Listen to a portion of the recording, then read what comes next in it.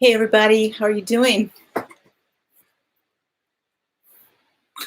2 thumbs up already, and I don't even see anybody in the chat. That's awesome. Oh, hello, hello, hello. It's here in Minnesota. It is a rainy Monday night. Another one.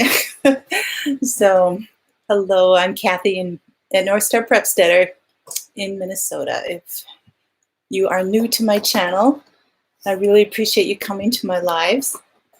So, let's see who comes on here. Who's first tonight? There's no prize. It's just a Yahoo and a Grammy Karen. Hello. How are you? You are first up here. So thank you so much for coming. I really, really appreciate that. Yes, yeah. So not only Grammy Karen is first, she's a mod and she's one of my blue people. So yes, I am doing well. Yes, thank you so much. Really appreciate it. So looks like you guys have been having some pretty decent weather there. It's cooling off for you, and I don't think you were hit by anything from the hurricane. So looks like you're really good.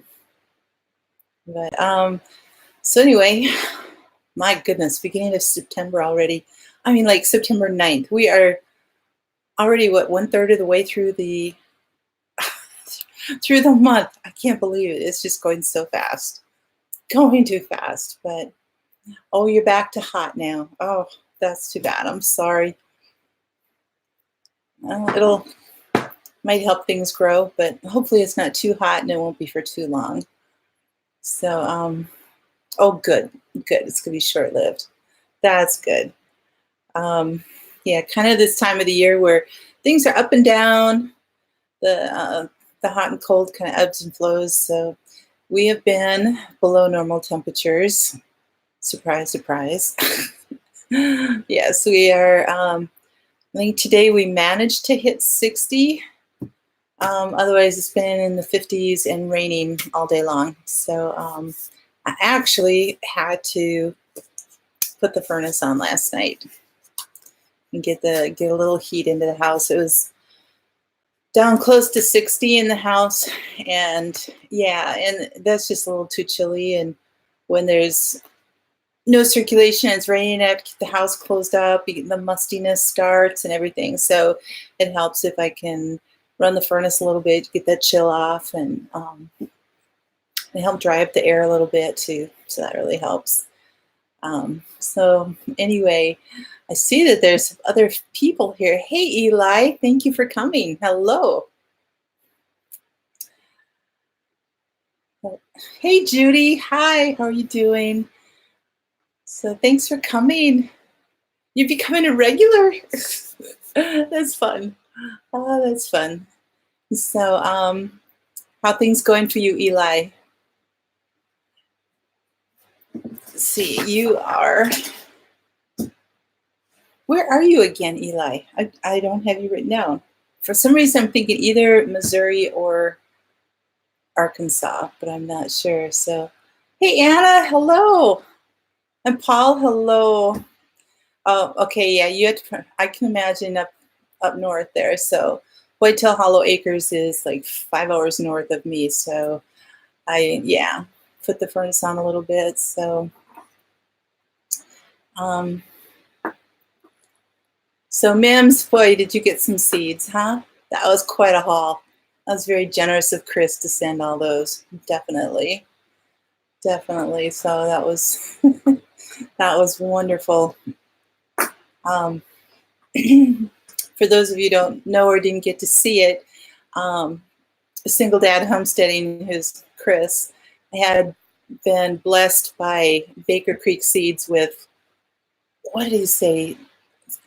Was it 30,000 packs of seeds or $30,000 worth of seeds? I can't remember. I mean, it's just like a truckload of seed packets. And he has been distributing them and blessing them to people. And he gave Mimsy's Garden and Fairy Tale Creations a bunch of seeds because they've done such a great job for them.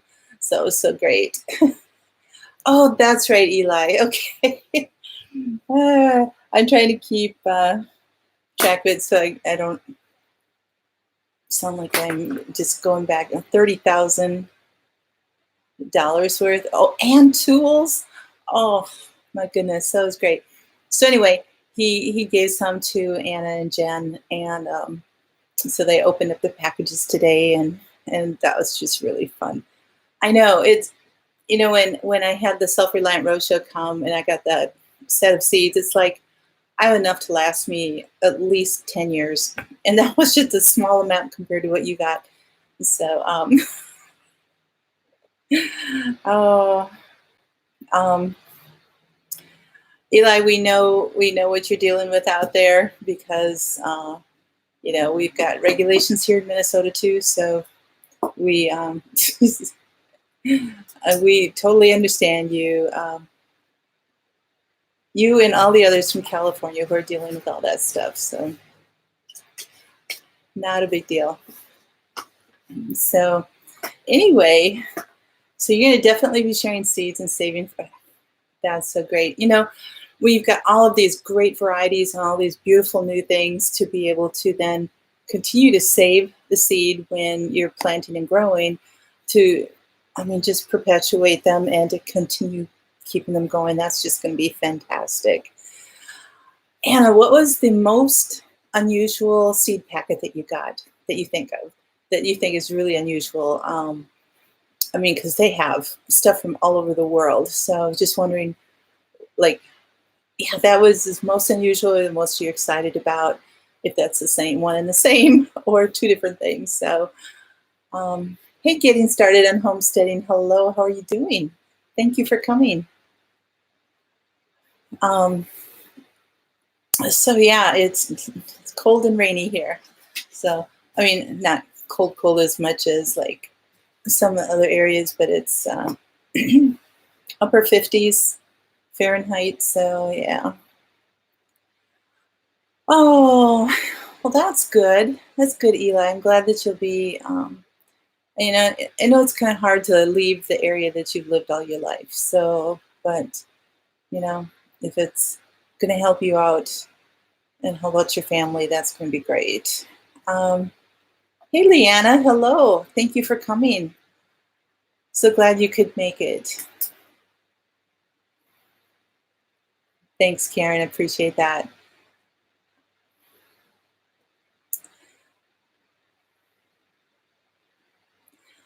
You know what? Paul is Whitetail Hollow Acres, and there's this one thing about the seed packets with Baker Creek, is they really don't indicate the zones on there on the packets themselves. Now I know they talk more about it in the catalogs, so what I'm going to have to do is take the seed packets and match them up with the catalogs. But you know what? Luke at M.I. Gardner did a really, really interesting video this last week on talking about what is zone worthy and what's not and all that kind of stuff.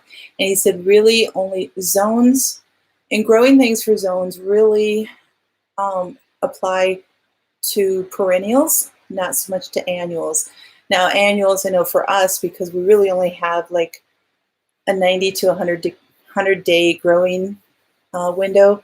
So, obviously we wouldn't be able to put in like a melon that's going to take 140 days or something like that. It just is not going to work. And so in that way we would have to kind of watch. But he said typically all of the annuals that we can grow, we don't have to really worry. And he's in Michigan, so we don't have to really worry about whether, what zone that they're in. So I think we just have to really double check on them to see if they're, like drought resistant, if they're, heat hardy, if they're, all the different things that go with that. That makes a difference in that. But so sorry, that was a really, really long answer, Paul.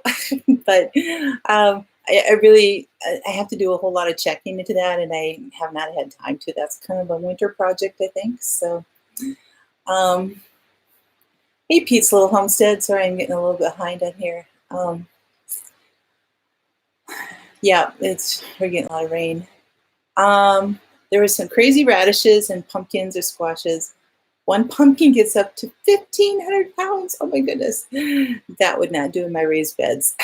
But not in your garden either. Yeah. Oh, you'd have to bring in a front loader to get rid of it, right? Hey, Thrifty VG, how are you doing? Oh,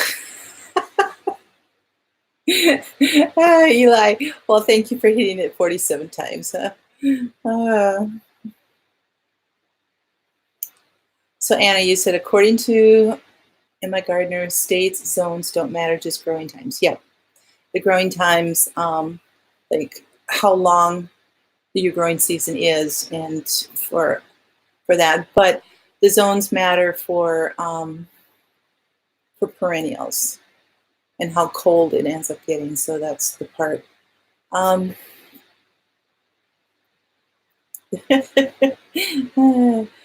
Yeah, I know. Baker Creek is good. There were some seeds I grew this year that didn't do well for me from Baker Creek, and I would probably go back to what I was doing before. I use gurneys actually a lot, and I don't know if very many of you are familiar with it, but I believe it's a company out of Fargo, I think, North Dakota, and so they have a lot more varieties that are hardy for my area and have done really well. So I've used those for years and years and never had any trouble. So, but I thought I would try some new things this year, which has been really great. So yeah. In fact, I just put in a small order to Baker Creek this week, this weekend. Gained some garlic. No, I'm getting the garlic from Bernie's. There were a couple other seeds that I just wanted to get and maybe try them over the winter. We'll see how that works. But yeah, days to harvest is the important thing for us. It's like I need to grow like 58-day beans, 90-day tomatoes, all that kind of thing. So 57 degrees in Rhode Island. Okay, very similar to what we have then. Anna, you know gurneys? Okay, great. Yeah, Anna, you have such a long growing season. In fact, you guys have like 3 separate growing seasons that you can do, and we have 1. So, hey, Julie, hello, how are you doing? Thanks for coming. Hey, Rainbow 505, hello. Thank you for being here. I really appreciate that. So, yep, Paul, I haven't ordered from them for a couple years because I had seeds left over and different things, but it's the kind of catalog you really need to kind of like place one major order, just at one time because of their shipping costs and stuff like that. That's one thing I like with Baker Creek. You get free shipping, whether you order $5 worth of seeds or $100 worth of seeds. So it's really nice. So Johnny's are close to our zone for weather frost. Okay, I've not heard of Johnny's. So you're getting a late frost. Oh, in the spring that you're talking about. Yep, definitely hard on the fruit trees because the blossoms are already coming. The buds are coming. The trees are budding out and everything. So yeah, when it gets killed on it, it's really hard. So thank you, Karen. Yeah, it's one of the things on my list I want to talk about. And since you asked, I might as well jump right into that. Yeah, that Labor Day storm. That was, oh my gosh, that was really bad. And I know Judy can tell you about that too. From where I stopped, I got stopped by the storm, which is a mile east of a town called Belgrade on this highway. It was just another 7 miles beyond that is where Judy lives, and that area, that kind of what do you say, 8-mile radius, 8 to 9, 10-mile radius in there was like the core of the storm, and it got the worst damage and hail. I mean, crops are completely ruined. in the next little town just next to me, all the houses on the north side of all the houses, anybody who had vinyl siding, it's just broken. There's holes and chips broken out of all the siding. Windows are broken in the homes. That's from the hail. Yeah, it was. Roofs need to be replaced because it just pounded the shingles right through and everything. So yes, Paul, it was Labor Day evening, the storm that went through. You guys had like a big, massive like rain thing. We had a much tighter, smaller storm that came through, and it was horrendous. It was. It developed tornadoes after that touched down. So just right after me. Yeah, you were lucky you got out of that, Leanna. So it was, but I ended up getting stuck on the side of the highway with no shelter, nowhere to go. And I don't know if you guys saw my video with that or not, but I was just a mile from being able to get to some shelter and everything. And the rain came down so hard I could not see more than like 20 feet in front of me at the most. And I would have to go over a bridge that's an overpass for a railroad track, and that would have just been way too risky to be doing that. So I pulled over to the side of the road, and I'm just in my car, and we've got 80-mile-an-hour winds that are buffeting me, and they said they were probably straight line winds that hit before the tornadoes formed. And the hail that came down, it was ping pong ball size. And and just a half hour before then, I had hit a deer. So I have 2 car claims from that, and within a half an hour. And so, yep, my car just got beat up so badly. I have $10,000 worth of damage on my car, and it was. But even besides that, it was just really scary to be in. I was afraid that the hail was going to break my car windows, because in the town next to me that I was telling you about, where all the houses are damaged, there were a lot of cars that their windshields were out and everything else. So it was just really a severe storm, very, very bad. There was so much rain that came down within that 15 minutes that there was street flooding. Ditches were filled. In the way that it just like dumpsters had been moved into the, kind of thrown into the ditches. There was just debris all over the place. Trees were just stripped, just everything else.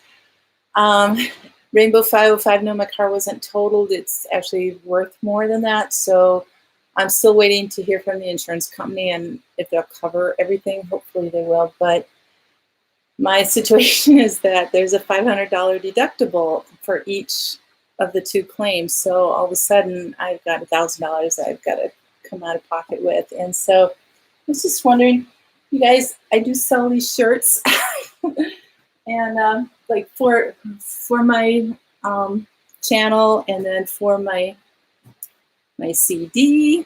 So on my Teespring account. So Grammy Karen or Leanna, if you want to put the Teespring thing. And then I've got my new one here that's, I don't know if you can see it.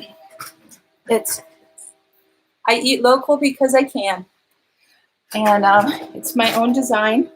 So if you guys wanted to get like Christmas presents or something like that and be able to help me out a little bit that way with buying t-shirts, I sure would appreciate that. So, why do I still live there?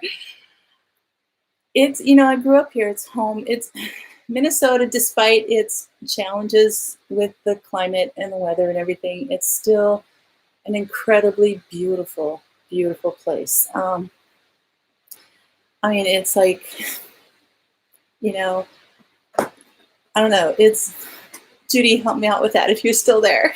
But there are days that are just incredibly beautiful. And I don't know, it's wherever you grow up, like, so you've grown up in Kentucky, the land just kind of calls to you. And I've lived in Louisiana and other places, and I just keep keep coming back to Minnesota, and it's where home is. It's where all my family is too. So that will definitely keep me around here. So I catch up on this. So oh, you did. You drove through my area Labor Day, Paul. Did you see a lot of the damage, or wasn't there much that you could see at that point? So wow, that is cheap, Eli. 40 acres for 39,000. Oh, that is great. That is really great. Oh, Brianna, thanks. um, Thank you for getting my Teespring up there. I appreciate that very much. Yeah, we like it mostly until there's 4 feet of snow, but yeah, there's just something about life and how we end up facing it and dealing with it when we also have to be strong and honed for dealing with the weather that we have. I don't know if that makes any sense or not, but there's something about that if we're more durable, I don't know if that's a word that we'd want to describe us, but I don't know, we definitely endure a lot up here, and it has made us overall, especially those of us who've lived here for a long time, made us a stronger people. And so I don't know, overall, so I don't know if that makes any sense. So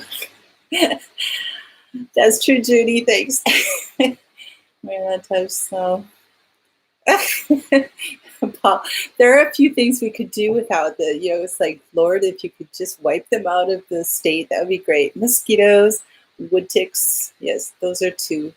That would be really, really great. So I'm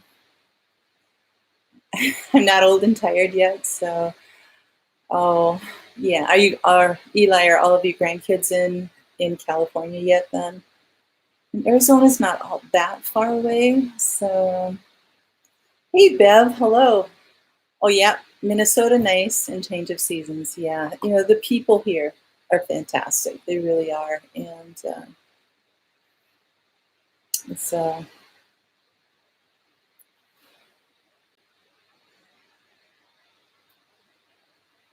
Grammy, Karen. Oh my goodness, I have never hit a deer before in my life. This was my first one. I've come close so many times, but this one I just did not see. It was dark. It came out of the left side and just nailed me on the driver's side. So yeah, Florida, on the heat in Florida, and then dealing with the hurricanes. When I lived in Louisiana, I dealt with hurricanes and stuff, and it was, nah, thanks. And the humidity and the heat, and yeah, I'm not going to go back there, that's for sure.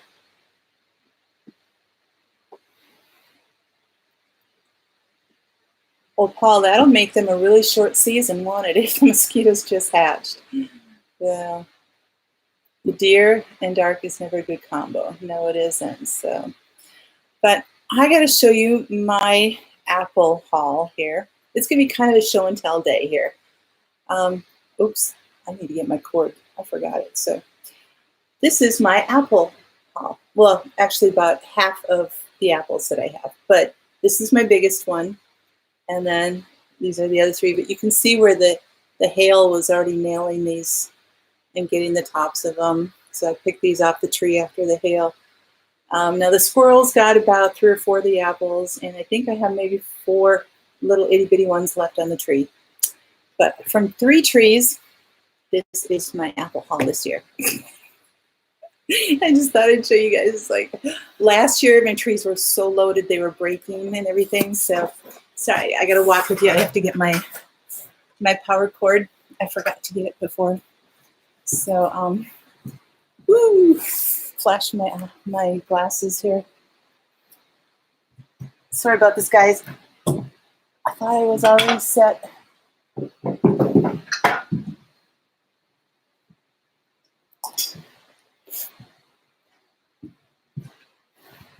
These lives take a lot of juice and a lot of power. So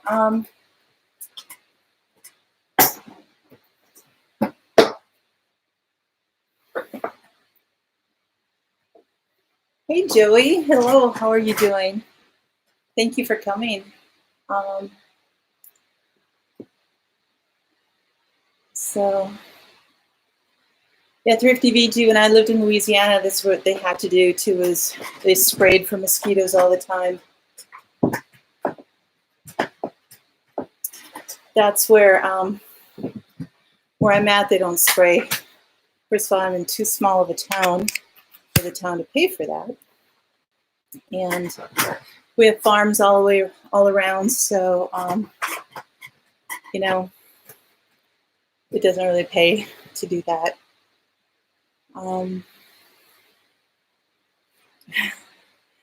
Well, Eli, you'll have enough money to do whatever you want on your 40 acres in Arizona then with that kind of money. So yeah, the deer are hard to see this time of year, and hunting will start very soon. And well, it'll be crazy. So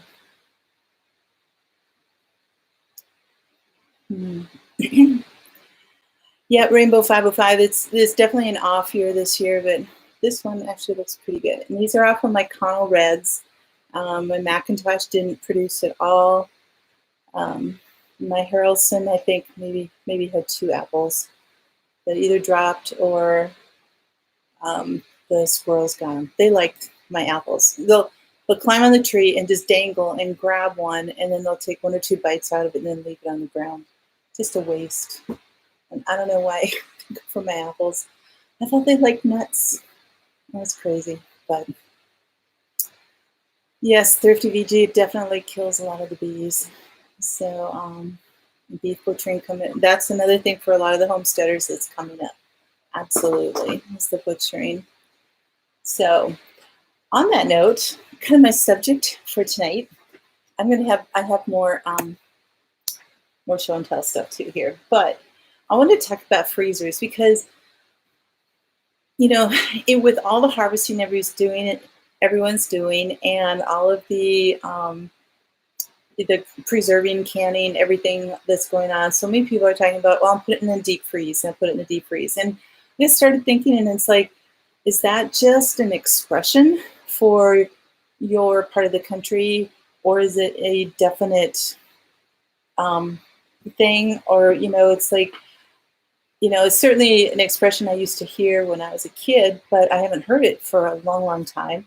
And so I wanted to dig into that. And so some of these things that I want to know more about, I really enjoy sharing with you guys. So I hope you like it too.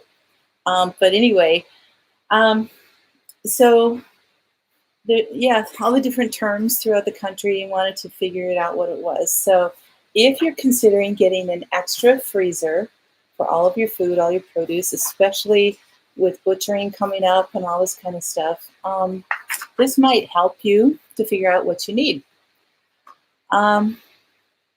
So in a freezer, you know, we've got a few different kinds. There's the freezer that's above the refrigerator. There's upright freezers that are like whole entire upright units with a door that pulls out like a refrigerator would. Then there's a chest freezer that stands. Now, when I was growing up, we had a huge chest freezer in the garage. And so, you know, Mom would always be like, you know, go out in the garage and in the freezer and get this or something like that. So it was always, we understood when you go to the freezer, you're going to get that, you know, in the garage. So we didn't designate whether it was a deep freeze or a chest freezer or anything like that. It's just kind of like where it was. So Judy, I like that. Squirrel stew. Yeah. You could throw some apples in it too.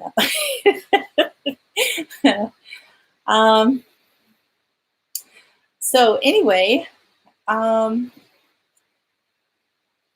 the essential part of a freezer is that it needs to have a negative core temperature in the food for preserving the food. So food needs to get to minus 18 Celsius, which is just a hair below freezing Fahrenheit.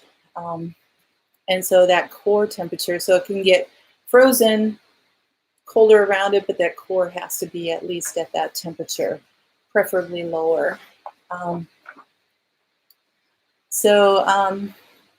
Freezing is a technique which involves a slow decrease in temperature. And there's always water in every product, whether it's fruit or meat or whatever it is. There's, vegetables, there's water in that. And the water is transformed into large ice crystals. And the technique for us as individuals in our homes and homesteads and everything is just considered freezing. When we talk about the technique of a deep freeze, deep freezing is an industrial technique which involves cooling rapidly, like within a few minutes to an hour. And the food gets exposed to temperatures which are minus 30 to minus 50 Celsius, which is minus 22 to minus 58 degrees Fahrenheit. So really cold temperatures. So within a few minutes, they're just frozen solid. Kind of like what we have in our winters. We could just throw food out in the middle of winter and it would be just great. And then the core temperature has to reach minus 18 Celsius. So with that process, with the process of the deep freezing, the water contained in all of those cells and in the products and everything freezes faster, and it freezes into really small crystals, water crystals and everything, as opposed to the larger water crystals in regular freezing and slower freezing. Sorry, bug here. The killing of cells and microorganisms is really limited when they do the really deep, fast freeze. And so the cells become dormant, and the products retain their freshness, their textures, and their flavors. With this super deep freeze, then it keeps their essential nutrients and vitamins. And that's done on an industrial, commercial basis. So I imagine that that's probably the process that they use at places that are processing the vegetables and the fruits and everything, the commercial things like that. So Judy, would you happen to know if Lakeside does that? I don't know what all goes on there, but do they freeze because they process corn and peas and stuff like that? So I'm just wondering if that's what they do. So that's the commercial part of it. So anyway,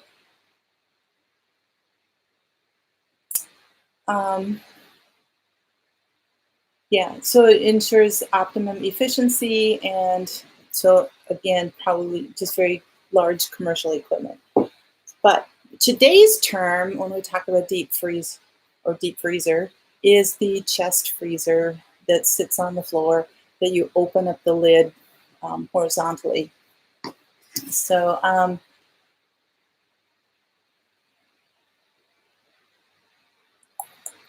that's the deep freezer for that. The regular freezer is usually the freezer that's on top of your refrigerator, and it's got a smaller capacity, and it's really meant for only short term. Try not to fall in the freezer, exactly. Especially when you're hunting for something in the bottom, right, Leanna? So the freezer parts that are above your refrigerator, the little one there, they're meant for short term, and the temperatures only go down to 10 to 25 degrees above 0 Fahrenheit. So those temperatures are not nearly as cold. And again, for short term, it's like, throw it in, maybe use it within a month or something like that, or even a week or whatever. You just throw it in there and then use that. That's why they make them small, so that we don't keep a lot of food in there. But the other term for the deep freeze, like I said, is for the chest freezer. For one thing, and some of these I'm going to have kind of comparison between the chest freezer and the upright freezer, the big one that's just not the one that's with the refrigerator, but an upright deep freeze, so to speak, the upright one, because that one, it's got a little bit different things. So if you're thinking about, okay, I need another freezer for all our food, do I get an upright, do I get a chest freezer? So this might kind of help you out. First of all, the chest freezer has a larger capacity. It holds 20% more usable space than an upright freezer. It's more energy efficient. It saves 10 to 25% of your energy usage compared to an upright. First of all, it's opened less frequently, and when you do open it, it doesn't lose as much cold air. Air doesn't circulate as much, and it prevents freezer burn, which I had no idea that it was the air that is circulating around and that's within the packages and everything that creates the freezer burn. So I was like, that's okay. Let me get caught up on this. So Judy says the instant or flash freeze the peas and corn after they run through a blancher. Okay. So that's interesting. Yeah, so uprights are really, really nice to have too. I actually looked into that at one point, but they're out of my price range, definitely. So if we have a power outage, food will stay frozen longer in a chest freezer. It's less expensive and it's quieter than an upright. The only thing that's difficult with that is that it's hard to find the food that you want when it's way down deep. And yes, we have the possibility of falling in. So, so Anna, you said you always called the chest type freezer deep freeze, a Southern slang. And see, that's where I've been hearing it a lot. You know, it's like, oh, I'm going to put this in the deep freeze. I'm going to put this in, and I'm like, what is, you know, necessarily what is that? So that's what I was wondering too, if it's more of a Southern term, because we don't really use that up here. Unless it's the outside in the middle of winter, then we are in a deep freeze. So, so you can imagine, yes, we're living in our chest freezers. Okay, an upright freezer is easier to organize. It takes up less floor space, and of course, you know, you can see everything easily when you open it up. The cons are that it's noisier than a chest freezer. And even though it's convenient, the temperature in the door shelves are warmer than the inside of the freezer. So that's something to be thinking of. So if you have an upright freezer, make sure the things that are in the door can withstand a little bit warmer temperature than those that are with inside. So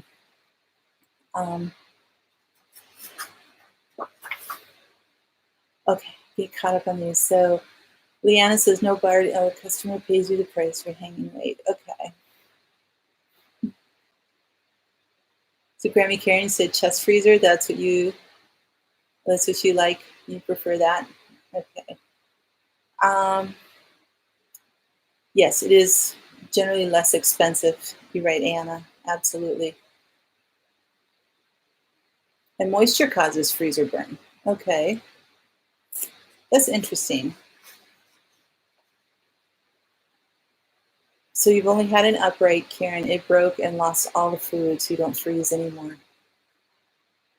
Yeah, that's, I tell you what, when all of a sudden you lose hundreds of dollars worth of food, that's really, it's painful. So,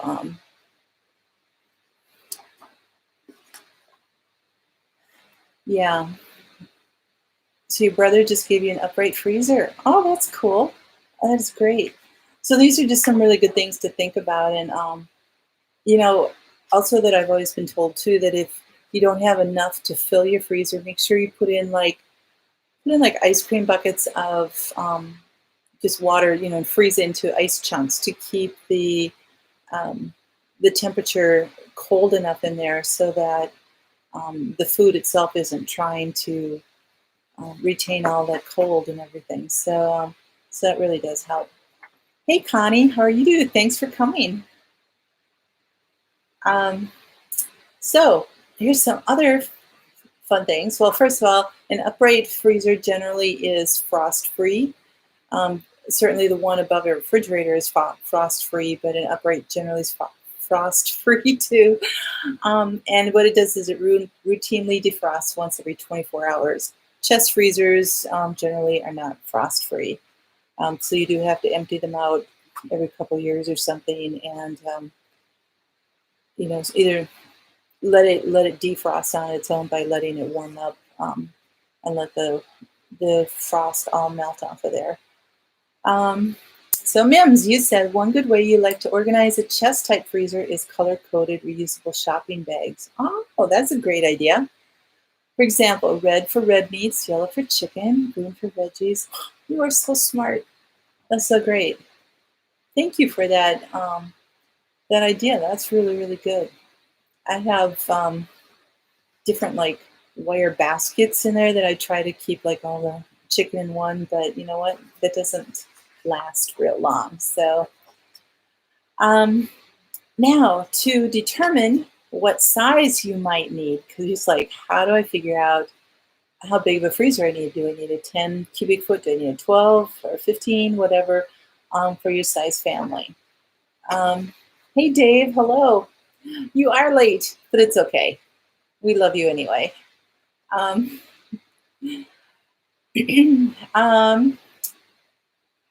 So Paul, you said, before I get into this, yes, here's a squirrel question. What happens when canned veggies or canned meat freezes? Is it still good if it thaws? Well, you know what? Every time that I've put jars, are you talking about like canning jars or tin, the tin cans or something like that? Whenever I put canning jars in the freezer, they've always broken on me, and I'm done doing that. I know some people can do that and have success, but mine have always broken. And not only do I lose the food that they were in, I've got broken glass all over my freezer, and it's just a mess. So if somebody else wants to chime in on that, that's great. So canning jars, okay. So to determine what size you would need if you need a freezer, you multiply the number of people in your family by 2.5 cubic feet. So let's say you have 4 people in your family. So 2.5 times 4 is 10. So you need a 10 cubic foot freezer. Now, a lot of us as homesteaders, because we're growing our own food and growing our own meat and butchering, you're putting in a lot more than what we would store. So that just kind of gives you an idea of what the average would be. But to give you a better idea too, is that 35 pounds of frozen food will take up 1 cubic foot of freezer space. So if you have a 10 cubic foot freezer, you can put 350 pounds of frozen food in there.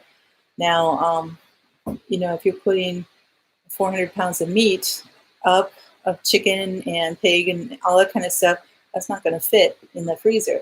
Or if you have 300 pounds of tomatoes that you're going to throw in the freezer and then can later, that's not, it's going to fill up very, very fast. So that's just something for you guys to think about at this point in time, in this point in the year. If all of a sudden you're like, oh, we need another freezer, because some, like I think Pine Knot Farm, they have like 5 freezers or something. But when you're butchering all your own food, as you guys know, you need to have that space. So all right. So Leanna says that your grandma used to get the plastic freezers containers with the lids that come off, as freezer burn on them. Yeah.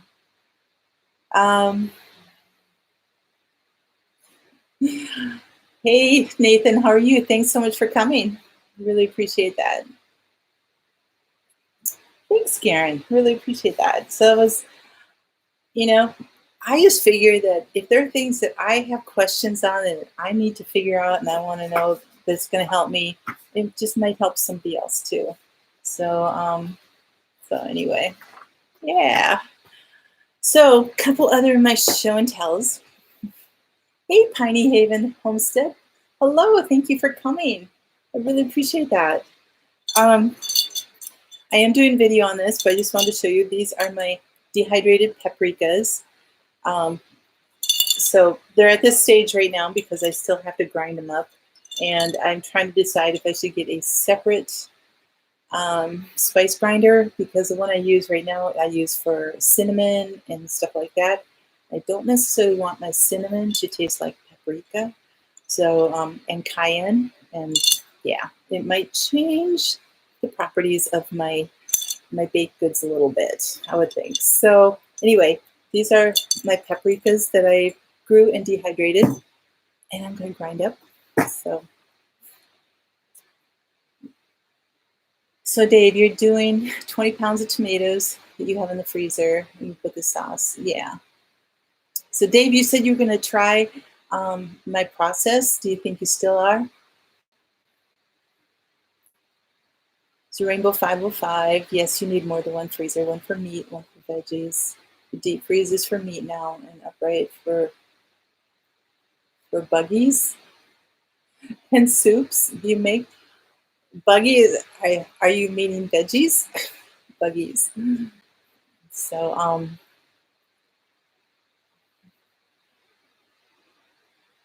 so Nathan, Minchie's Garden loves her son. Okay. The Diddler Man. Oh, there's got to be a whole story behind that. Okay. Awesome, Dave. Thank you so much. I think it's just so great. It's so easy. You know, I was at my chiropractor this morning, and he said that he is seeing so many people right now with back issues from standing in the kitchen canning and going through everything, is because you're leaning over the stove a little bit, leaning over the counter for hours. I mean, like all day long, and it's hard on our backs. And so I was telling him about my process of doing tomatoes, because my actual hands-on prep time is just under an hour for 18 pounds of tomatoes. And so, you know, it's like it cuts it way down. And then, like I said, I can do it in stages too. So, yeah, Leanna, that works out really well too. So, oh, yeah, frozen bugs sick. Yep.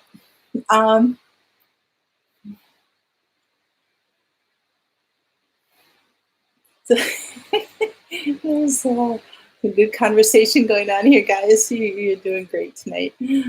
Oh, everybody's feeling the fall, I think, in the air. So yeah, roasting. Oh, roasting adds sweetness to it. And somebody else said that it really brings out the flavors in not only tomatoes, but any other veggies that you put in there. And you can throw garlic in there. And I just did onions and peppers because that's what I had on hand. But yeah, any flavors that you'd like to have in there, certainly do that. It's great. So, and Leanna, when I roasted the tomatoes first, the skins come right off too.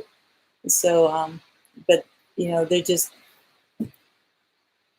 they're already cooked when I'm done, and then I just blend them up and can it. So it's great. I did do a video on that, Paul. I just put it up on, when did I put it up? Thursday, I think it was. So yeah, if you go check that out, maybe if one of my mods want to put up that link too, that would be great. And Karen, if you want to put up the link again for my Teespring shirts too, that would be awesome. I would really appreciate that. So, so anyway, yeah, Leanna, it's so easy. It's so great, and really, really easy to do. So it makes the whole process so much nicer. But anyway, my chiropractor wants to do a video on the best practices and ways for protecting your back and your neck and everything from the stress of canning, because we're just standing there. It's not like you're really walking around, you're outside or anything. So it is very stressful on our backs and everything. So I was telling him about it, he was really excited about that. So, well, thanks, Paul. Yeah, the skins, I don't mind them either. And when I roast them, most of the time I will just end up blending them right in there too. And because they're already cooked, they're They add a little bit of,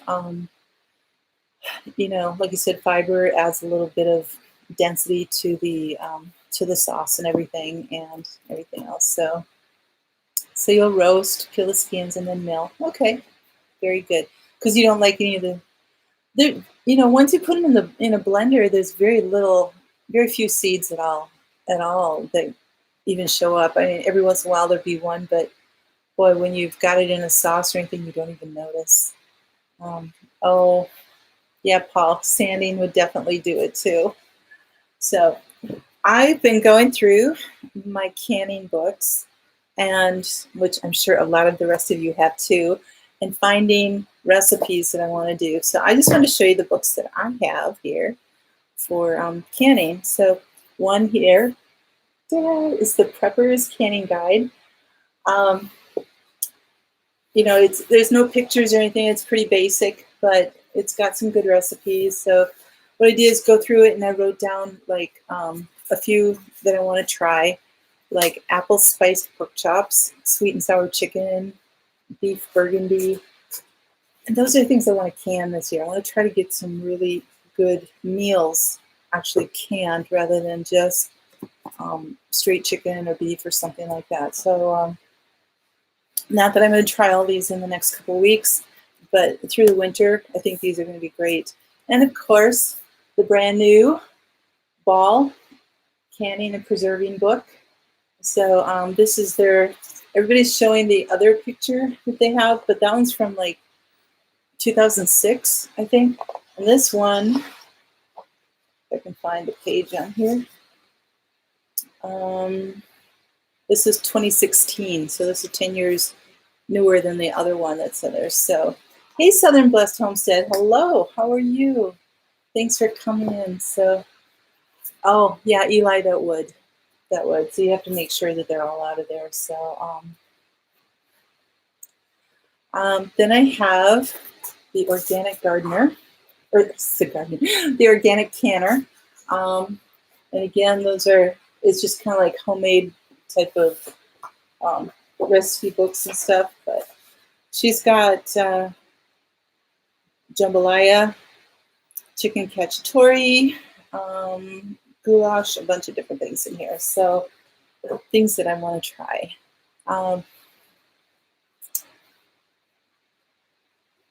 So yeah, the roasting really, really does well. And then everything's all mushy and cooked, and then it'll be very easy to run through a mill, like Dave said, to get rid of any seeds that you might need. So I also have this one that's called Small Batch Preserving. And I don't really do jams and jellies at all because I kind of stay away from the sugar, and I just don't even really do that. But this has a ton of different sauces in here. Sauces, butters, and conserves. There's a cranberry sauce, a Thai chili sauce, an Asian plum sauce, cranberry maple butter. Dave, in your area of the world with all the maple stuff, cranberry maple butter. So a complete book of small batch preserving. And all of these I think I got on Amazon. Not sure. My last one that I have, and these are other than like my cookbooks and stuff like that. So, but this one is the American Country Living Canning and Preserving book.